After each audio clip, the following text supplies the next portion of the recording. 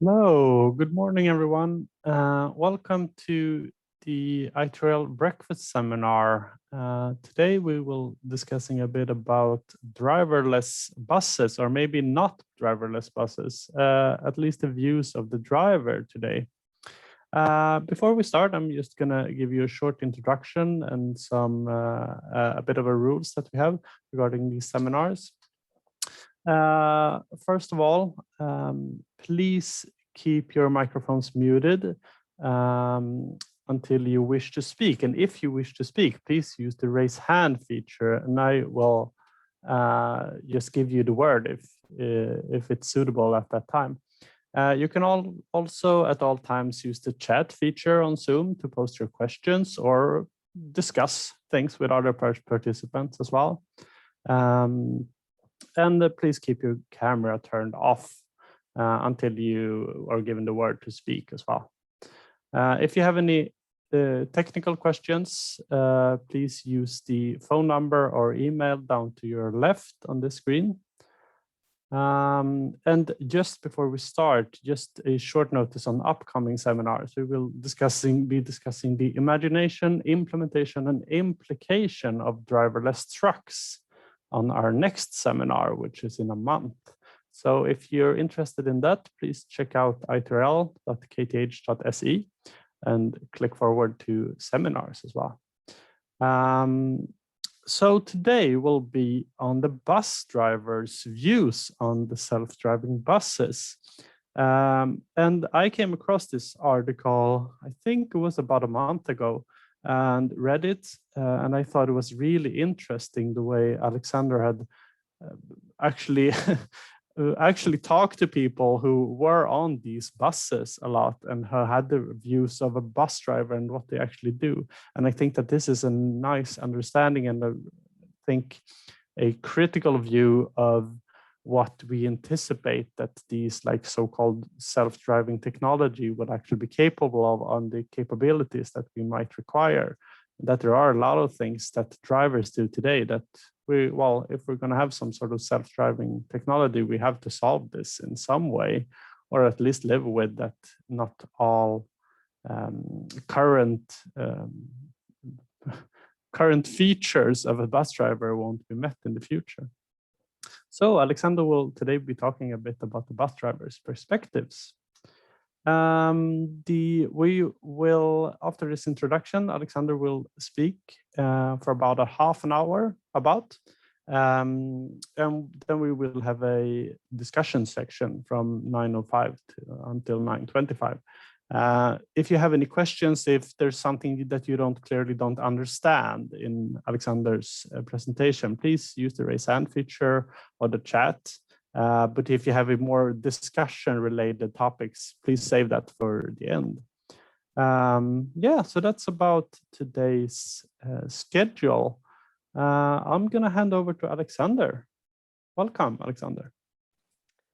Thank you, Erik, and thank you for giving me this opportunity to talk about my research. I always feel so privileged when I am invited or approached to talk about something that I've spent quite a lot of time on researching and writing as well.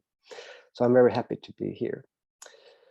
I'm just going to start by sharing my screen. Let's see. Here it is. And yeah, this presentation is roughly divided into two sections. First, I will start by discussing and presenting the historical overview of technological development to situate where we are right now and to situate what autonomous buses, where they come from and where they possibly could lead us. And after this section, I will move over to talk about bus drivers and present some of the results that I found when I interviewed them and read about this topic about 1.5 years ago when I did this study. And then I will conclude by some kind of final reflections. So starting from the beginning then, if we look at the historical development of technological development, we can see some patterns. Looking back the 200 past years, we can see some kind of waves or cycles. And there was a Soviet economist who try to map this and come up with some kind of patterns and describe this in the 30s or 20s even. And he came up with something that is now called conjunctive waves. And these waves have some kind of validity when you look at them historically, but when you try to use them to forecast and estimate coming waves of growth cycles, as they're also called, is of course more difficult. Nonetheless, if we look at the development over the past 40 years, we can see that the automobile, the cars, basically, the car society that we're all so familiar with and has shaped not only the transport sector, but our cities, our consumption patterns, and our labor markets. That reached its peak, let's say, after World War II. And then, according to this pattern, if you look at it historically, we can see that information technology took off during the oil crisis in the early 70s. And that was related, of course, to the invention of the silicon microchip. But we could also see that the actual impact of this technology was delayed with, let's say, 30 years until computers became a household product and started to spread across society and reshape the economy.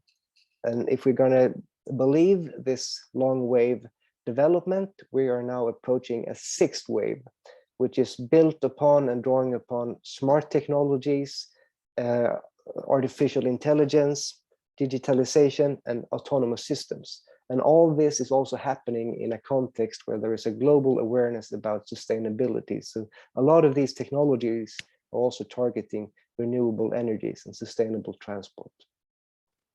Of course, we can't really know whether this will happen, but there are some indications that this is the direction we're heading at. And I think we can situate transport quite neatly in this, and especially autonomous buses, which draw upon a lot of these technologies that we have seen become more widespread in the economy during the past 10 years. And another way to describe the same thing is to talk about the fourth industrial revolution and how each industrial revolution has been built on a general purpose technology. If we take the second one, or the first one was, of course, the steam engine. The second one was the combustion engine. The third one was the IT revolution that took started in the 70s. And now we have AI and digitalization as the fourth. And in this, we also sometimes place robotization and what I will talk about as autonomous systems. And these technologies, they are general purpose technologies in the sense that they don't only transform. If we talk about computers and the microchip, it doesn't only transform the computer or the communication industry, it transforms a lot of other things in society, how we work and how we interact and how we look for jobs, for example.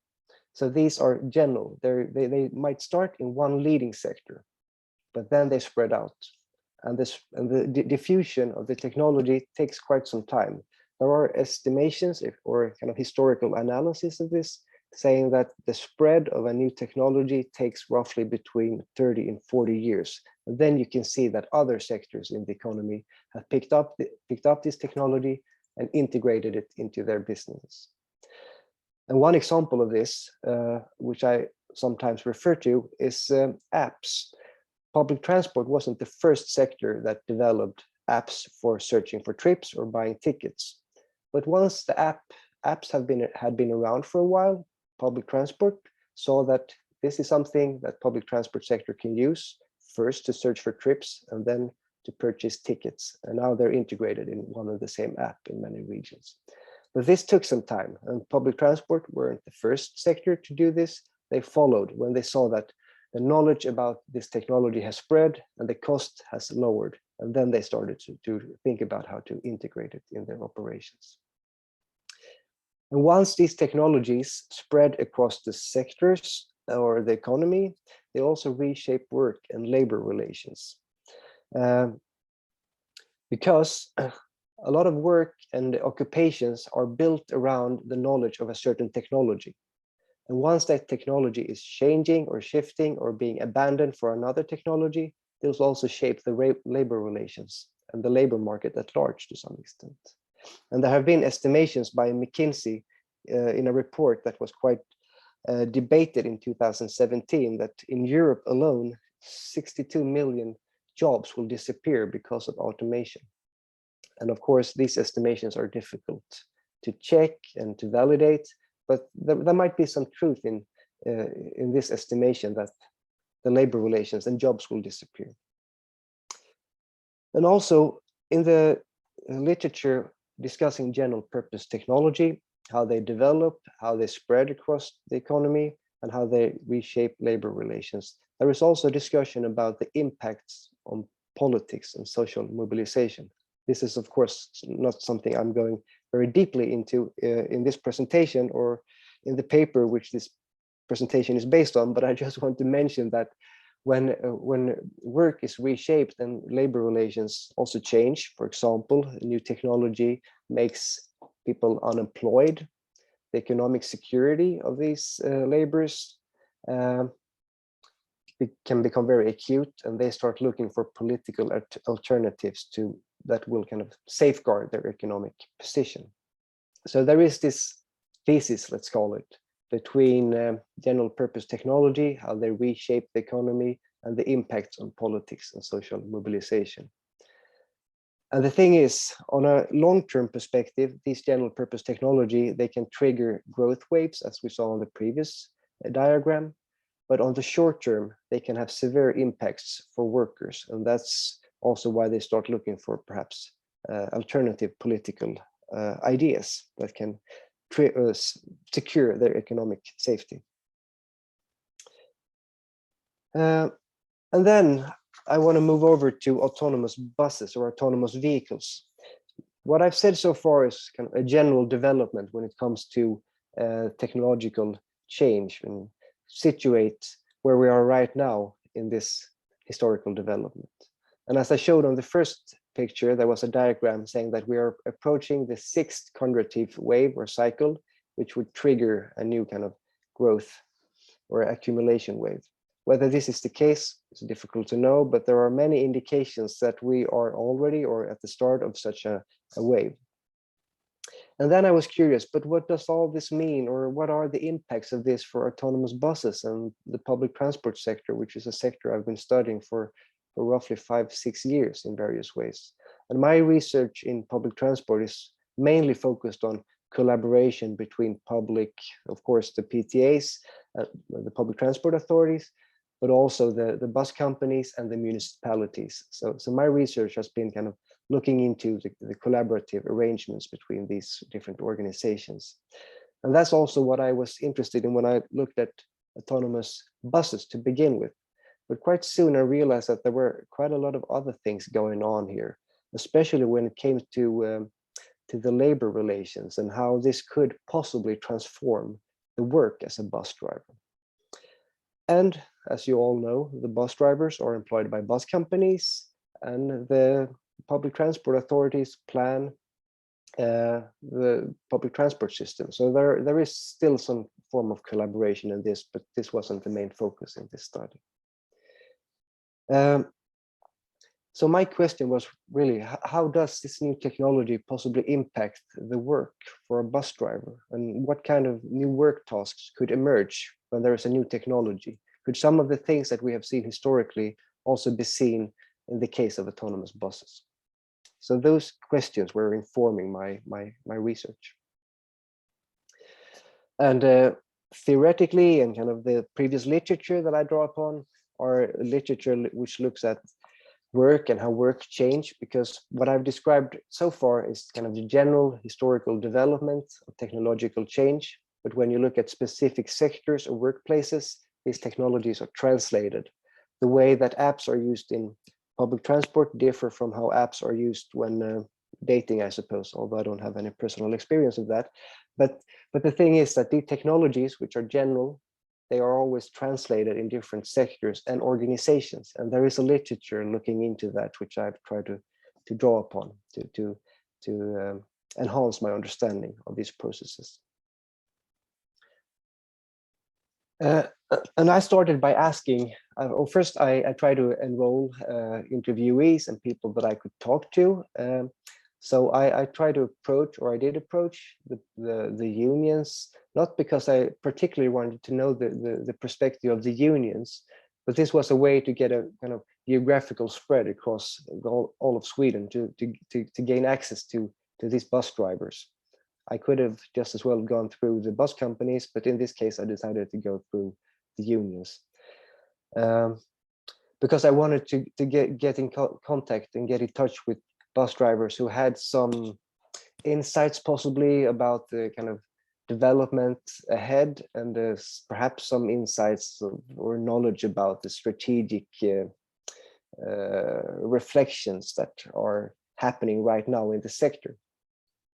So I in total interviewed six bus drivers who had worked in the job for quite some time. And I started the interviews by asking about the job today and how they kind of asking them to describe the job as it was up until today, basically. And many of them, if not all, said that they enjoy the social part of being a bus driver. They enjoyed meeting people, and they said that they meet a lot of people driving their buses every day, and that's what gives the job meaning. And offering service is one of the kind of great pleasures, and this is also something that makes the job pleasant. Of course, they also mentioned that it's stressful. There are kind of tight schedules, and the timetables are really tight as well, because there's supposed to be many buses, of course, but they should also operate according to timetable and follow the, how should I put it, omlopp. What's that in English? The turnaround for each bus. So there are two kind of time regimes here. One is the working schedule, which each bus driver has, which I will come back to in a while, and also the timetables for the bus and the turnaround for each bus. And these things together make it a bit difficult to balance, find a balance between work and family life. And I will also come back to this in a moment. And a fifth thing that emerged when we talked about the job as it is today concerned safety. Driving late evenings during weekends made the job difficult for certain people, or especially women, who didn't feel that safe driving buses late in the evening during the weekends. And there had been discussions in the sector before COVID-19 about having sort of glass windows between the driver and the others, but this was not met with open arms by the bus drivers I talked to, because that would hamper their ability and make it difficult for them to help the passengers as they wanted to. So this was kind of a snapshot of how they would describe the job today. And then moving over to how the job would change. Well, some of them said that, well, for what we know, this job could disappear entirely. We don't really know. But what we do know is that it will take some time. Autonomous buses will not be implemented the next week, the next year, or even perhaps the next 5 years. But beyond that, it might be possible. So none of them that I talked to were that worried about autonomous buses and what they would imply for them personally. But when it came to the labor market for bus drivers, or the occupation of bus drivers, they said that, yeah, it possibly could change in less than 5 years, but then the work tasks would first of all change rather than disappear. And then they said that they could foresee a development where they became more on-board service hosts instead of bus drivers. And this was perhaps the optimistic view. They saw themselves as being better or being more able to provide service to the passengers. And in the current autonomous buses, which has been operating in Barkarby and also in Stavanger in Oslo, and Stavanger and also in Oslo in Norway, the staff on the buses, they have been termed shuttle operators, which the bus driver seems to be a sort of a demeaning term. They rather see them called or or identified as service hosts rather than shuttle operators, which would then emphasize the service aspect of being on board these vehicles. And this also connects to the timetable and the driving, because now they sit behind the wheel for 2.5 hours and then they have the right for a break. But if they wouldn't be behind the steering wheel, they would be able to help more people, either by standing at the platforms, helping people, or bus stops, helping people on and off the buses, or being on the buses, helping the passengers there. And this would also, they saw or could foresee that there would be less stress, because the tight timetables and a lot of traffic on the streets during peak hours caused some stress. But if they wouldn't be responsible for the vehicle's movement, that would kind of lessen the stress, they said. And perhaps this could also make it easier to develop or implement better working hours. Because as it is now, they sit behind the wheel for 2.5 hours, then they have a 15-minute break, and then they can work 2.5 hours driving as well. But these work schedules, they're often split.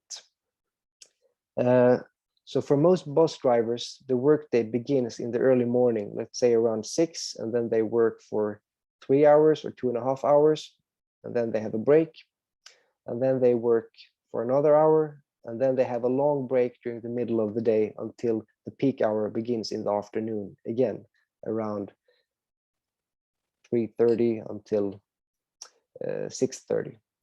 So the working hours are split. They have a split schedule, as it's called. And this is something perhaps that could change with autonomous buses, but exactly how wasn't clear. And some of the kind of things that came out in the interviews was kind of really enlightening to me. And they also, here is a quote from one of the bus drivers who said that, well, my work is very social, and he also talked about meeting a lot of people and talking to them. So this social aspect and the service part of being a bus driver was something that was really highlighted.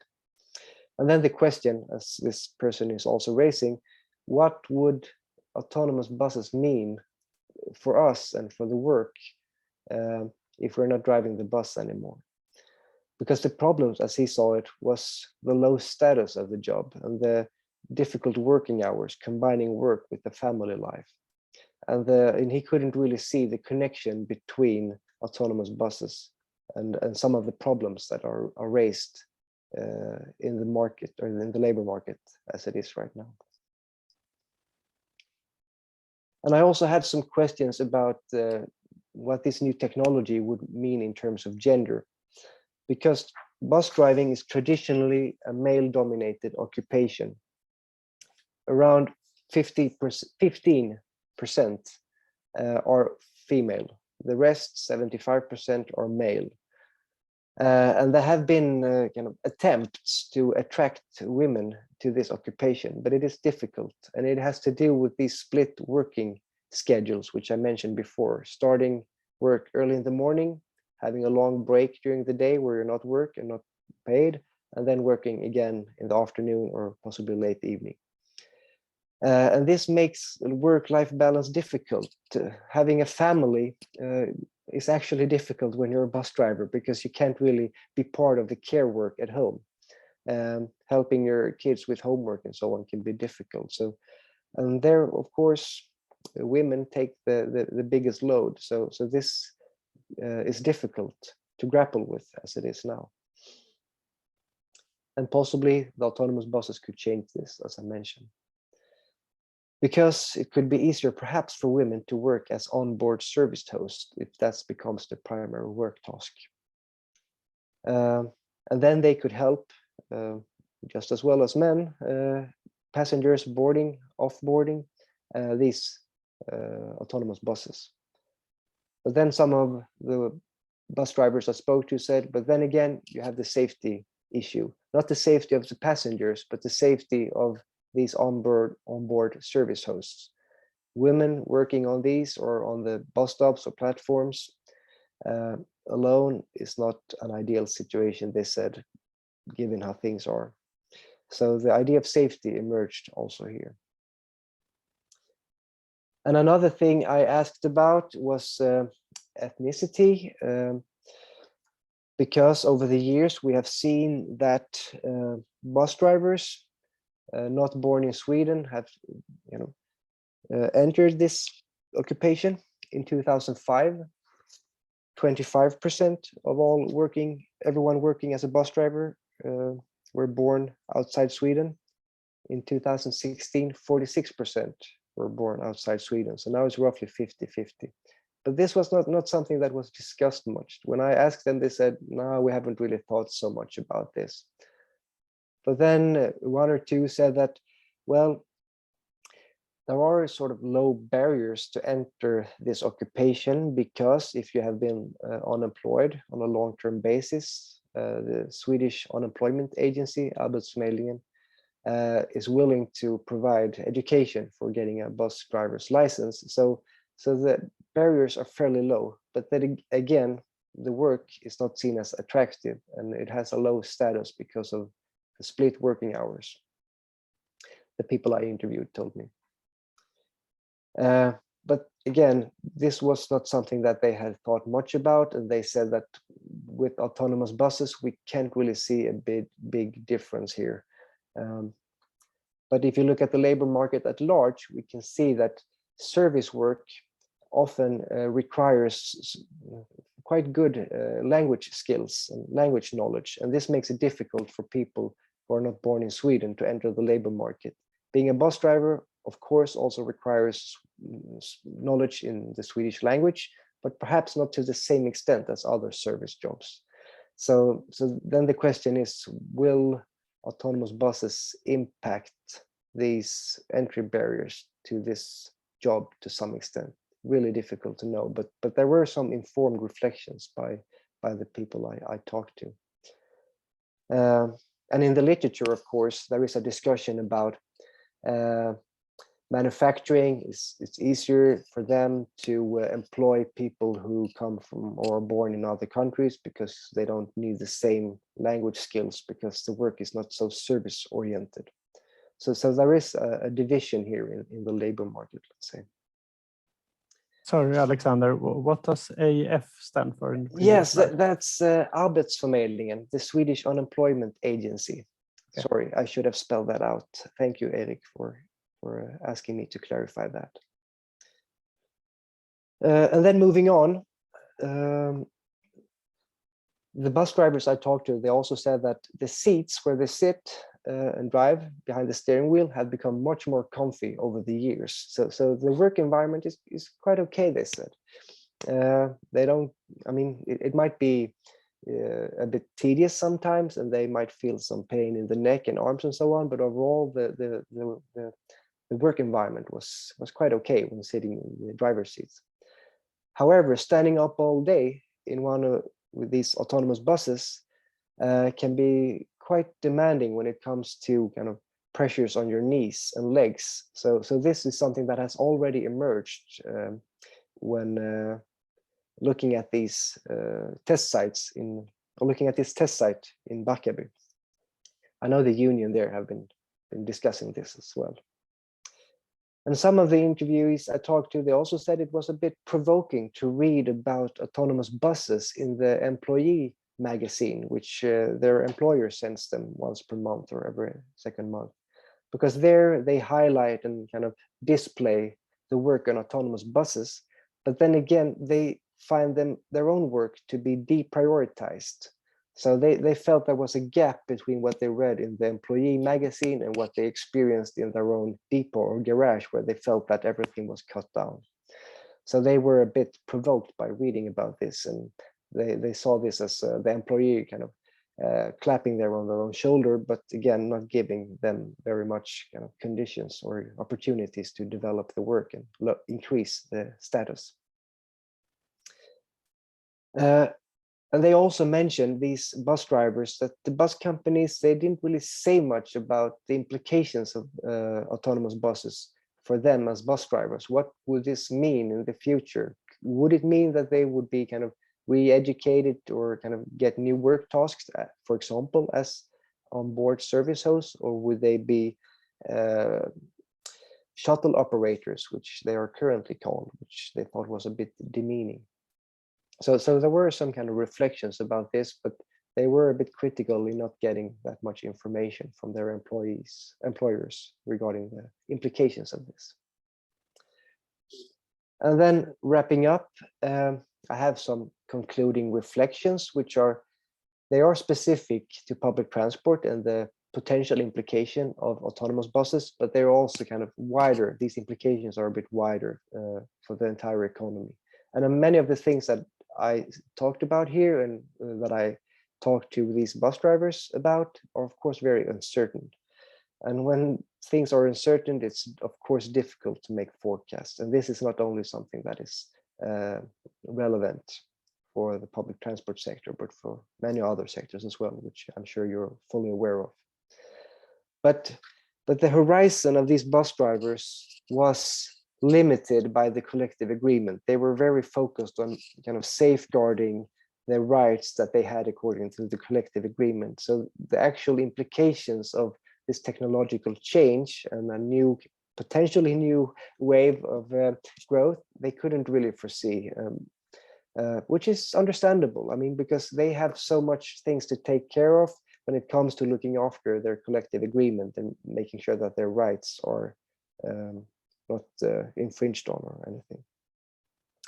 So this idea about, or this kind of work on making sure that pauses and breaks are followed and that they have the right to those were very much high on the agenda for these bus drivers. So there is sort of a different time horizons, which is understandable because these bus drivers, they are not directly working with technological development as opposed to the bus companies. So there is this gap, and that's not strange as such, but they demanded or wished that they would be better informed. And they also said that, well, what we hope for and what could come out as a positive aspect of this is that we improve the working conditions and potentially the salary, but at least the working conditions when it comes to the working hours. It might be that the job disappears, but many of the positive things were connected to the working conditions, actually. So those were my final conclusions, or reflections rather. And if you want to know a bit more about this, there is a paper on which this presentation is based, which you may find if you search on the web. And last year, or early this year rather, K2, where I'm also affiliated to, the Swedish National Public Transport Knowledge Center, published a book on omstart för kollektivtrafiken, restarting public transport after COVID-19. And then me and a colleague wrote a chapter on the future of bus drivers post-COVID-19, which touch upon some of the things I mentioned here as well. Thank you so much for giving me this opportunity to talk about this research. Thank you, Alexander. Really interesting, really interesting. A lot of virtual applause here going off at least. If you have any questions, please raise your hand or use the chat to post questions as well, and I'll ask them to Alexander. But I'm a bit curious, Alexander, about you talked about like the positive sides of this as well during the end, that they were talking about potential salary increases, might be better working environment as well. But did the bus drivers feel like there would be any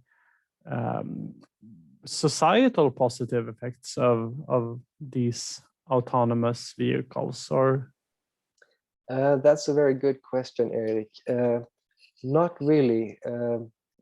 I mean, if we talk about the labor market as having as a kind of a social implication, yes, we touched upon that when talking about the gender composition of the occupation and the ethnicity and the entry barriers to the job as such, but not kind of when it comes to transport and the implications for transport in the cities. And that could be due to me not asking direct questions about that, asking more about the labor, and then we start talking about the implication for the labor market. But no, not really. But it could be my fault. Yeah, I see.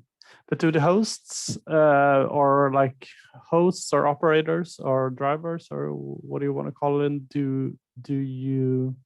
I don't know if you actually asked this, but do they actually contribute to the development of these autonomous vehicles as well as operators by giving, for example, feedback to technicians and so on, or are they just sitting on the buses?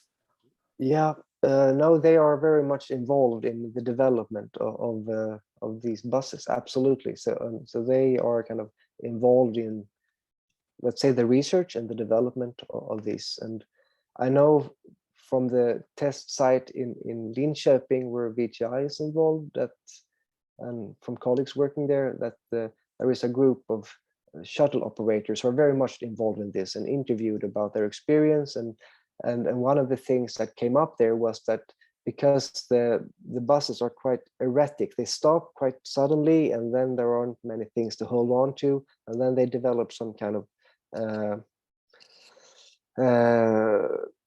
something to hold on to basically inside the bus shuttle, so they wouldn't fall, because the buses are quite rapid when it comes to stopping sometimes. So yes, my impression is that they're very much involved in that.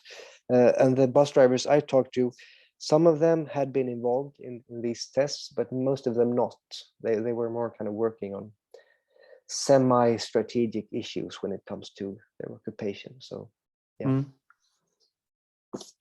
Okay, interesting. But I mean, these buses have been running for some time now, I guess, like 3 years almost, or somewhere, something like that. So you would imagine that there's actually been a lot of development during this period. Or is that your impression as well? Yeah. Yes, it is. Now I haven't followed it that closely during COVID-19, I have to confess, but my impression is that they have developed, and also the kind of underlying technology when it comes to operating the buses have developed. But I'm not really up to date. I'm sure there are others who are more up to date when it comes to these things. But of course, I mean, it's not a fixed technology which is just sitting there or running there. It's also worked on when it comes to developing its capabilities. So yes. Yeah. We have a question from Olof Mattsson. Will they keep bus drivers as service hosts, or is that a middle step because you currently can't have non-manned vehicles? Yeah, so the bus drivers I talked to, they made some comparison to autonomous subway systems. And in Copenhagen here across the sound, the metro system is entirely autonomous. But they have, of course, service hosts or stewards, which I think is the term used there, who board the train sometimes and go a couple of stations, but often they just stand at the platforms helping people give direction and sometimes checking tickets, but I think mostly helping people on and off the trains. So this is something that they could see. Perhaps this is how we could envision the work tasks for these onboard or off-board service hosts in the future. So there are kind of comparisons to be made to other works or labor jobs in public transport, which could kind of work as a model. But again, subway systems, metro systems are somewhat different from bus systems. So the comparisons needs to be explored more at depth, I think. Yeah.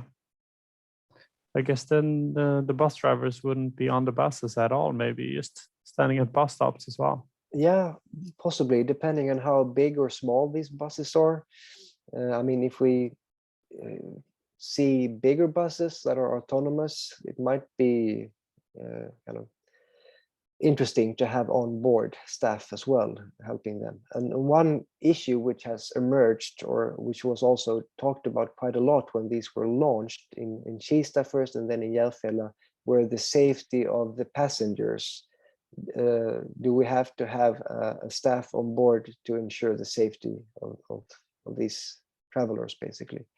Yeah. So it's not only the safety of the bus driver or the service host or the shuttle operator, but also the safety, of course. Yeah, I'm sure all of you have heard about this at some point. So, okay, Olaf is raising his hand, please. Yeah, so I think this seems way more like the job of a receptionist rather than a bus driver. So it seems like if you previously worked as a bus driver, do you think, like, do they think it's natural that they become these shuttle hosts, even though the job is so completely different? very good question. Yes, I mean, that was the optimistic view. The pessimistic view was that, well, the job might disappear whatsoever. So in 10, 15 years time, we don't know, but it could be that the job has entirely disappeared, and then other people, younger people, older people, or kind of security staff will do the same kind of job or be these service hosts. But it's really difficult to say. And that's why some of them made the comparison to the stewards in autonomous metro systems, saying that, yeah, but there are these jobs there, and if you look at the work tasks, it's quite service oriented, and that was what they kind of could envision. But seeing them as a reception host, no, I think the job as a bus driver demands much more than that, and also as a potential service host or steward would demand much more than being a receptionist. That's my impression, at least. Interesting. I know that I was talking to a bus driver some years ago, and they were saying, like, yeah, there are like two big advantages to this job. You get to meet a lot of people, which is fun, but you also get to drive these big vehicles, which is cool. Yes. And I can kind of see what you meant by that as well. But it's it definitely awakens some sort of inner child for me in a sense. We have a comment from Maria Evergård as well. The actual driving the bus in a secure, comfortable way is a skill as well. Yeah, so I mean, there's definitely different ways of driving, I'd say. Or do you agree, Alexander? Yes, of course. And when you read the employers magazines, they also talk a lot about eco driving, and there is a skill in kind of course, driving the bus, definitely. It didn't emerge that much during my interviews, I have to say, but I think you're definitely right. There is a skill and knowledge going into that. I mean, I wouldn't be able to jump in a bus and drive it, for example. I mean, there is some skill and knowledge going into that. Absolutely. I could just imagine also that this might be a bit, I mean, autonomous vehicles at the moment have various sensors for looking at the road and with different technologies and looking way ahead and looking close as well. But you could imagine that as a driver of a bus or an autonomous system driving a bus, it could be that you actually need a camera on board as well to adjust to where people are. For example, is it safe for me now to do a quick acceleration depending on how people found their seats and so on, which I would imagine that a lot of bus drivers, I mean, that's my experience, that they actually have a pretty good sense most of the time of where passengers are as well, and wait for passengers to sit down before they go out into traffic, for example. Yeah. Good comment, Maria, I think. I was thinking a bit about, Alexander, also the, I mean, the social aspect of the job as well. Do you think that this is something that the passengers would lack as well in a vehicle with no one to interact with? I guess it's like one thing to actually have someone to ask questions. Yeah, I need to get off at this stop. When is this coming up? But is there a lot of like interaction, do you think? Do you think that people would miss that? Yeah, I mean, the thing is, I guess you only miss it when you realize that you need it. So for a lot of people, you just kind of walk on and off the bus, but every now and then you need to communicate or get some help from the bus driver, and then you realize that you need it, or you miss it because you need it. But yeah, I don't know. That's a really good question. I guess that's another research project, asking passengers what they see, what kind of service the bus drivers are kind of offering. But they also mentioned, as I discussed during the presentation, this idea of having glass windows between the driver and the passengers. And many of the bus drivers were in favor of that, but when it comes to the passengers, I don't really know how they would see that. And now with COVID-19, the kind of situation has changed entirely. So, and now we have those in place in many regions. So, yeah. But they don't really like them, or do they like them, the drivers? My impression was, I did these interviews before COVID-19. They weren't in favor of them. They didn't like them at all, because they said it would obstruct the interaction with the travelers. Yeah, definitely an invisible barrier between me and the driver then, I guess. Yeah. But what the passengers would think of those, or are thinking, I don't really know actually. But that's a good idea for another research project. So yeah. Good point. Yeah, I mean, I was kind of like thinking as well, because I think I rode this autonomous bus in Barkarby two times. And I mean, I definitely interacted more with the host or operator on board. Also, since it was kind of a cramped space in a sense. I mean, you can see them actually in my background as well. They're pretty small. So it's not like you're definitely on like some sort of talking distance from the responsible person on board. So definitely like more interaction going on, but it wasn't like we were talking all the time. So I'm kind of wondering, like, how big is this social aspect in a sense? How busy would they be with the social aspects, or would it mostly be about like standing around waiting for someone to have some sort of thing that you would like to discuss? What do you think? Well, I mean, now that they have been, well, the ones in Barkarby, they're kind of running kind of routine traffic, as I've understood it, but they're still sort of a test, I would say, nonetheless. And of course, I guess many people try them because they are curious and want to hear more about the test as such. And then, of course, the onboard staff are there to kind of explain and provide some more information about the test as such. But when it comes to having these in full operation, I don't really know. It depends on what work tasks we can envision as well.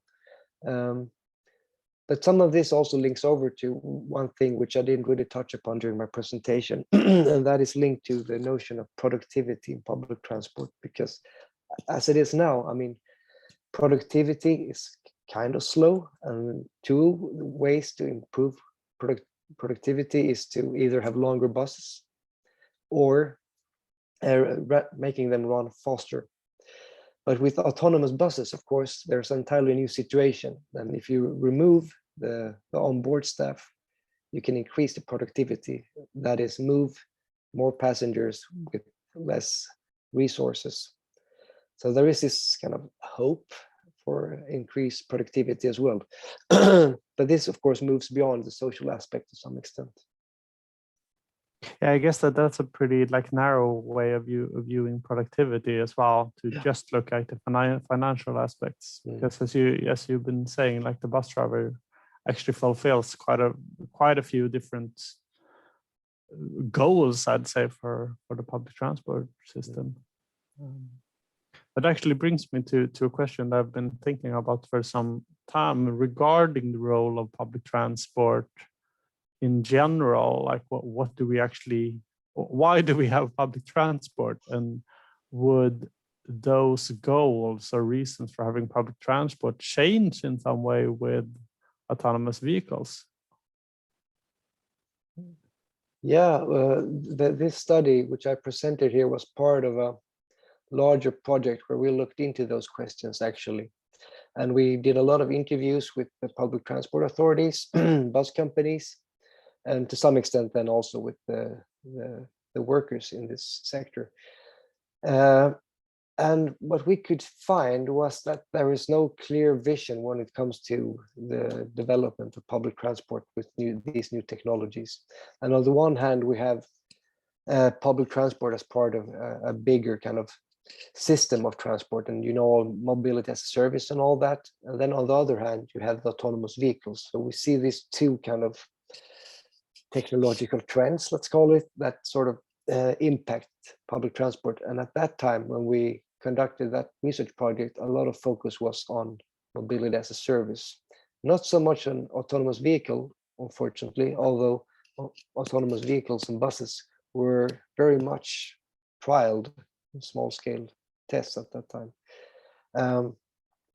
But my impression is also that these autonomous buses, the public transport authorities haven't really been pushing them. Rather, it has been the bus companies that have tried to say, let's see what we have here. Couldn't we trial this or test this at some spot here? And sometimes they have done that directly with the municipalities without involvement of the public transport authorities. Sometimes the public transport authorities have joined, but the public transport authorities haven't really been leading that development, is my impression. Okay. But they have taken over, and now they're much more involved, of course. Yeah. At least in Stockholm, their public transport authorities very much involved, of course. Okay. Oh, I mean, that's pretty interesting as well, that it's not really coming from a public sector initiative mostly, but more of a private sector then, I guess. Yeah.